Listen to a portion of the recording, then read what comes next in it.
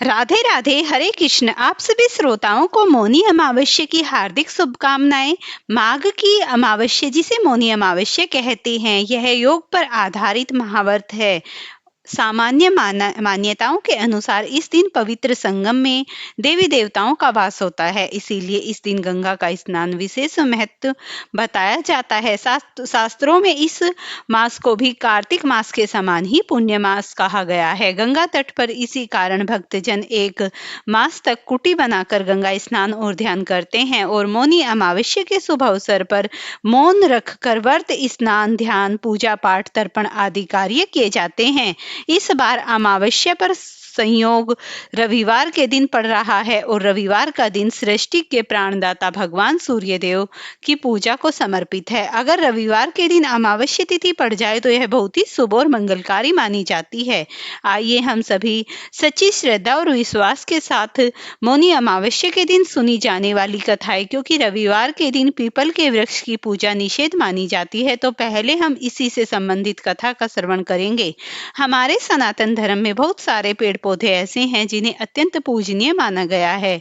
उन्हीं में से एक है पीपल का वृक्ष, जिसकी पूजा की जाती है और परिक्रमा भी की जाती है। और पीपल की पूजा करने से भक्तों के तमाम तरह के कष्ट दूर हो जाते हैं, घर में सुख समृद्धि की वृद्धि होती है। लेकिन सप्ताह में एक दिन ऐसा भी है जिस दिन पीपल के पेड़ की पूजा फलदायी नहीं बल्कि कष्टकारी साबित होती है। आइए आपको एक कथा के माध्यम से बताते हैं। माँ लक्ष्मी जी के परिवार में उनकी एक बड़ी बहन थी जिसका नाम था दरिद्रता।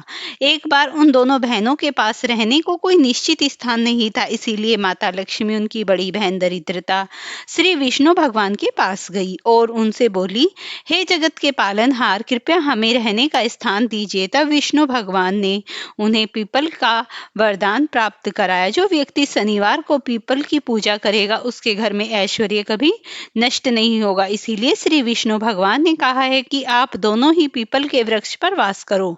इस तरह वे दोनों बहनें पीपल के वृक्ष में रहने लगी। जब कुछ बाद विष्णु भगवान ने माता लक्ष्मी जी से विवाह करना चाहा तो माता लक्ष्मी ने इनकार कर दिया, क्योंकि उनकी बड़ी बहन दरिद्रता का विवाह अभी तक नहीं हुआ था और उनके विवाह के बाद ही वह श्री विष्णु भगवान से विवाह कर सकती है। इसीलिए उन्होंने दरिद्रता से पूछा कि वह कैसा वर पाना चाहती है। तो दरिद्रता ने बताया, मुझे ऐसा पति चाहिए जो कभी पूजा पाठ ना करे और उसे ऐसी जगह पर ना रखे जहाँ कोई भी पूजा पाठ करता हो। श्री विष्णु भगवान जी ने उनके लिए ऋषि नामक वर चुना और वे दोनों विवाह सूत्र में बंध गए। अब दरिद्रता की शर्त अनुसार उन दोनों को ऐसे स्थान पर वास करना था जहां पर कोई भी धर्म कार्य नहीं होता था। ऋषि उनके लिए उनका मन भावन स्थान ढूंढने निकल पड़े, लेकिन उन्हें कहीं भी ऐसी कोई जगह ना मिली जहां दरिद्रता उसके इंतजार में विलाप करने लगी। तब श्री विष्णु भगवान ने पुनः लक्ष्मी जी के समक्ष विवाह का प्रस्ताव रखा। तो लक्ष्मी जी ने बोली कि जब तक मेरी बहन की गृहस्थी नहीं बसती, हे प्रभु, मैं भी तभी तक अपनी गृहस्थी नहीं बसा सकती।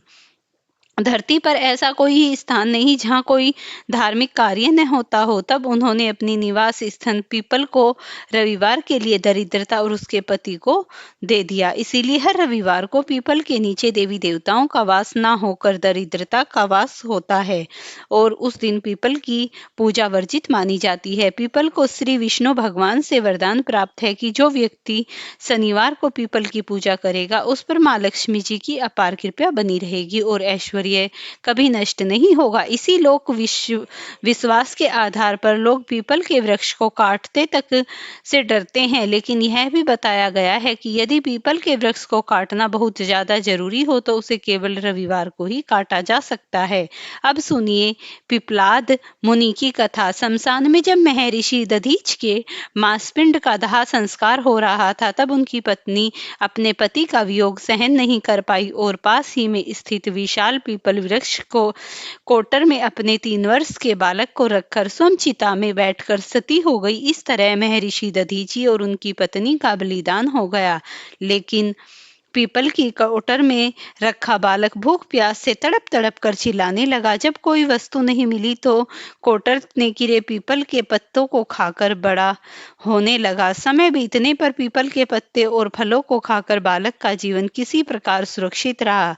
एक दिन देवऋषि नारद जी वहां से गुजरे। नारद जी ने पीपल के कोटर में बालक को देखकर उसका परिचय पूछा। नारद जी ने पूछा, बालक तुम कौन हो? बालक ने बताया, यही तो मैं भी जानना चाहता हूँ कि मैं कौन हूँ। नारद जी ने पूछा, तुम्हारे जनक कौन है? बालक ने फिर कहा, यही तो मैं जानना चाहता हूँ। तब नारद जी ने ध्यान धरकर देखा और नारद जी ने आश्चर्यचकित होकर बताया, हे बालक, तुम तो महान दानी महर्षि दधीच के पुत्र हो। तुम्हारे पिता की अस्थियां कवच बनकर ही देवताओं ने असुरों पर विजय पाई है। नारद जी ने बताया कि तुम्हारे पिता दधीची ऋषि की मृत्यु मात्र 31 वर्ष की आयु में हो गई थी। यह रहस्य जानकर बालक ने पूछा, मेरे पिता की अकाल मृत्यु का कारण क्या था? नारद जी ने बताया, तुम्हारे पिता पर शनिदेव की महादशा थी। बालक ने पूछा, और फिर मेरे ऊपर आई विपत्ति का कारण क्या है? नारद जी ने कहा, शनिदेव की महादशा। इतना बताकर महर्षि नारद ने पीपल के पत्तों और फलों को खाकर जीने वाले उस बालक का नाम पिपलाद रखा और उसे दीक्षित किया। नारद जी के जाने पर पिपलाद ने नारद जी के बताए अनुसार ब्रह्मा जी की घोर तपस्या कर उन्हें प्रसन्न कर लिया। ब्रह्मा जी ने जब बालक पिपलाद से वर मांगने को कहा, तब पिपलाद ने अपनी दृष्टि किसी भी वस्तु को जानने की शक्ति मांग ली। ब्रह्मा जी से वरदान मिलने पर उससे पहले पिपलाद ने शनिदेव का ही आह्वान किया और उन्हें अपने सम्मुख प्रस्तुत किया। अपने सामने शनिदेव को पाकर पिपलाद ने आंखें खोलकर उन्हें भस्म कर दिया। अब शनिदेव सशरीर जलने लगे। यह सब होता देख ब्रह्मांड में भारी कोलाहल मच गया। सूर्य पुत्र शनि की रक्षा में सारे देव विफल हो गए। सूर्यदेव भी अपनी आंखों के सामने अपने पुत्र को जलता हुआ देखकर ब्रह्मा जी से बचाने हेतु विनय करने लगे। आखिरकार ब्रह्मा जी स्वयं पिपलाद के सम्मुख पधारे और शनिदेव को छोड़ने की बात कही, किंतु पिपलाद जी तैयार नहीं हुए। तब ब्रह्मा जी ने एक के बदले 2 वरदान मांगने की बात कही। तब पिपलाद जी ने खुश होकर इस प्रकार 2 वर मांगे। पहले वरदान में जन्म से 5 वर्ष तक की किसी भी बालक की कुंडली में शनि का स्थान नहीं होगा, ताकि उसके जैसा कोई और बालक अनाथ न हो। दूसरे वरदान में मांगा कि मुझे अनाथ को शरीर पीपल वृक्ष ने दी है, इसीलिए जो भी व्यक्ति पीपल वृक्ष की पूजा करेगा उस पर शनि की महादशा का असर नहीं होगा। ब्रह्मा जी ने तथास्तु कहा। यह दोनों वरदान पीपल जी को दिए। तब पिपलाद जी ने जलते हुए शनिदेव को अपने ब्रह्मांड दंड से उसके पैरों पर आघात करके उन्हें मुक्त कर दिया, जिससे शनिदेव के पैर क्षतिग्रस्त हो गए और पहले जैसे तेजी से चलने लायक नहीं रहे। और तभी से शनि सहचरिती, यह शनिश्चय अर्थात जो धीरे चलता है वह शनिश्चर है, कहलाए। और शनि आग में जलने के कारण काली काया वाले अंगभंग रूप में हो गए।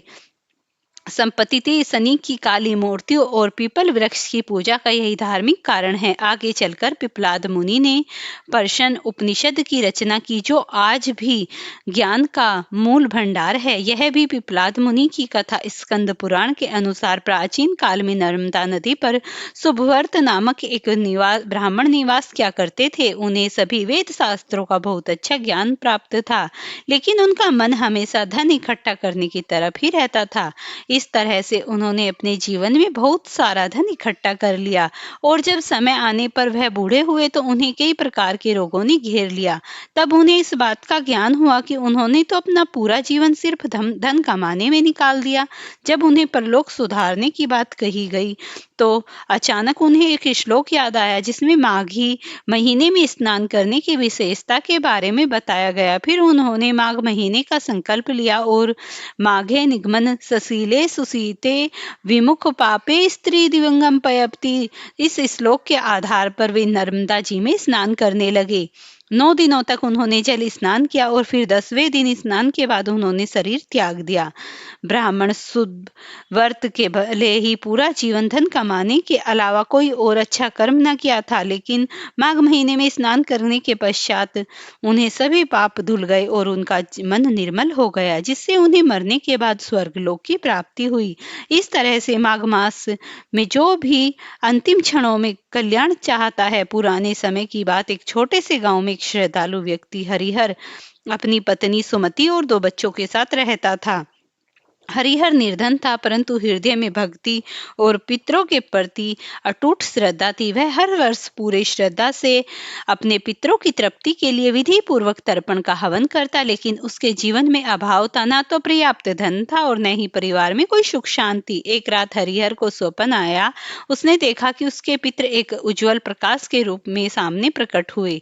उनमें से सबसे बड़े पितामह ने कहा, हरिहर, तुम्हारी भक्ति हमें प्रसन्न करती है, परंतु तुम्हारी श्रद्धा अधूरी है। जब तक तुम पूरे विधि विधान से पितृ कर्म नहीं करोगे, तुम्हारी कठिनाइयां समाप्त नहीं होंगी। हरिहर ने हाथ जोड़कर पूछा, हे पितृदेव, कृपया कर मुझे सही मार्ग दिखलाएं।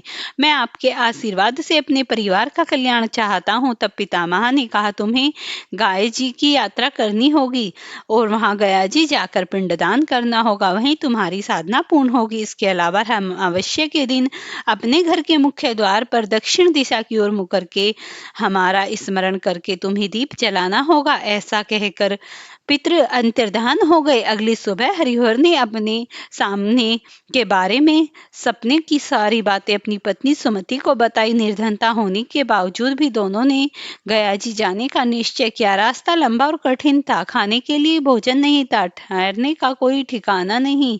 एक दिन यात्रा के दौरान उन्हें एक वृद्ध साधु मिले। साधु ने हरिहर से पूछा, वत्स, इस कठिन यात्रा पर क्यों निकले हो? तब हरिहर ने उन्हें सपन में बताया। साधु ने मुस्कुराकर कहा, तुम्हारी श्रद्धा महान है, भगवान और तुम्हारे पितृ तुम्हारे साथ हैं। यह लो, यह चमत्कारी ताम पात्र है, इसे गया जी में पिंडदान के समान पवित्र जल से भरकर पितरों को अर्पित करना। इससे तुम्हारे सभी पितृ प्रसन्न होंगे और तुम्हारे कष्ट भी समाप्त हो जाएंगे। तब गया जी पहुंचकर हरिहर ने विधि पूर्वक पिंडदान किया। जैसे ही उसने ताम पात्र से जल अर्पित किया, एक दिव्य प्रकाश प्रकट हुआ। पितृ देवता फिर से प्रकट हुए और उन्होंने कहा, हरिहर, तुम्हारी श्रद्धा से हमें तृप्त कर दिया। अब तुम्हारे जीवन में दरिद्रता, रोग और अशांति नहीं होगी। तुम्हारा परिवार समृद्ध होगा। हमारे वंशज भी हमेशा सुखी रहेंगे। पितरों ने आशीर्वाद दिया और अंतर्धान हो गए। हरिहर जब गांव लौटा तो उसके जीवन में बदलाव आ चुका था। अब उसे खेतों में नुकसान नहीं होता, बल्कि उसके खेतों में अब फसलें लहराने लगी, व्यापार में लाभ होने लगा और परिवार में सुख शांति छा गई। गांव वालों ने यह चमत्कार देखा तो देखकर दंग रह गए। तब हरिहर ने सभी को पितरों की महिमा और श्रद्धा कर्म का महत्व समझाया। इस कहानी से शिक्षा मिलती है कि पितरों की सेवा और तर्पण से जीवन के सभी संकट दूर हो जाते हैं। पितृ पक्ष का हर कर्म एक परंपरा नहीं, बल्कि हमारे पूर्वजों के प्रति कृतज्ञता प्रकट करने का एक पवित्र साधन माना जाता है। इसी तरीके से हमारे पितृ तृप्त होकर हमें वहां से आशीर्वाद देते हैं। प्रेम से बोलिए श्री शिव शंकर भगवान की जय हो।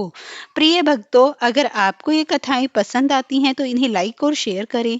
चैनल पर नए हैं तो चैनल को सब्सक्राइब करें और मुझे पितरों के निमित्त और भगवान श्री शिव के निमित्त एक प्यारा सा कमेंट जय श्री हरि विष्णु या जय श्री हरि भोलेनाथ अवश्य ही करना, ताकि आपका भी कल्याण हो।